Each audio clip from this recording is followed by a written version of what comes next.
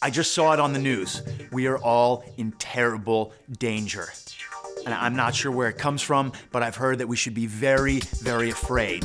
Like Godzilla, it will rampage through our small towns with a vengeance, sweeping its large, pink, curly tail as it knocks down buildings and oinks its way through our immune system.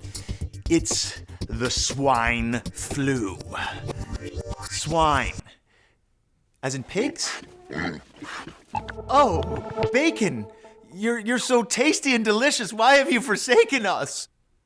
It has nothing to do with pigs at all. You can't get it from petting zoos where there are pigs. You cannot get it from eating pork. It has really nothing to do with pigs. Oh, it isn't? Oh, well, what is it then? The reason why they call it the swine flu is that it's what they thought was similar to the influenza that pigs usually get. Turns out not really so much anymore, but it has continued with that definition as a swine flu. The swine flu, which has been all over the news, is actually an influenza A virus. The formal name of it is influenza H1N1, and it's a flu virus that is a different form of what we usually have seen. Flu is something that we see every winter. Lots of people get it. Lots of older people get sick from it. And the swine flu is a new form of the same influenza virus that we've seen in the past. Wait, so it's basically just the flu, and there was really no reason to throw out all those pork chops or tell my sweet, probably traumatized nephew that I couldn't take him to the petting zoo because the swine flu lived there? Well, I feel a little silly. Why were we all freaking out?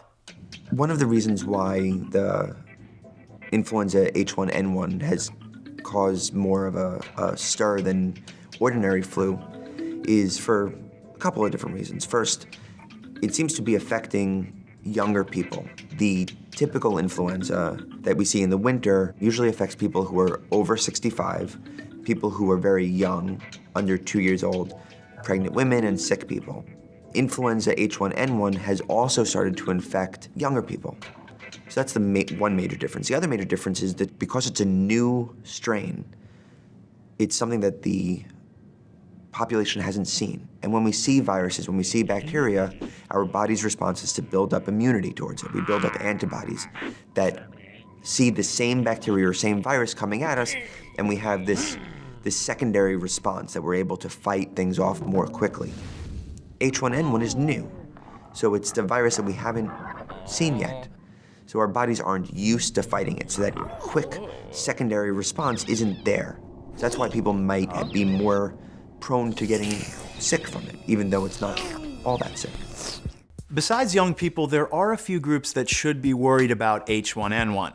But they're the same groups that should be worried about the classic flu too. Pregnant women, children, and those with pre-existing conditions like diabetes, asthma, heart disease, or compromised immune systems.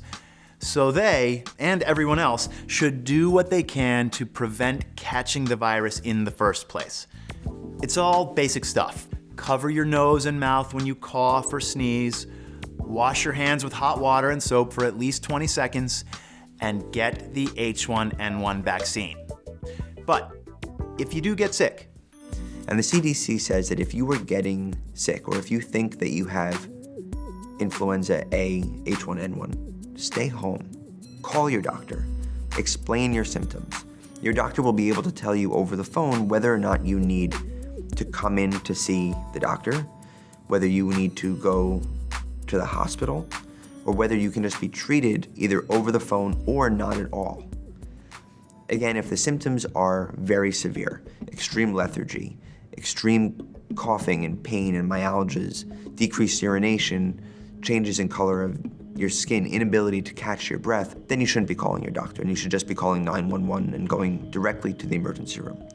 But if they're more mild, more just worrisome than really sick, then the first thing that you should be doing is staying home, hydrating, and calling your doctor to find out what you should be doing next.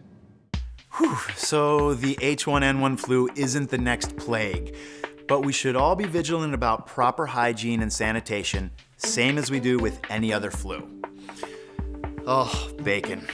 I knew something so tasty and good could not be bad for me. Besides being bad for my cardiovascular system, that is. I'm Dr. Keller Wortham, and you're watching the eHealth Network. Stay healthy. For the most part.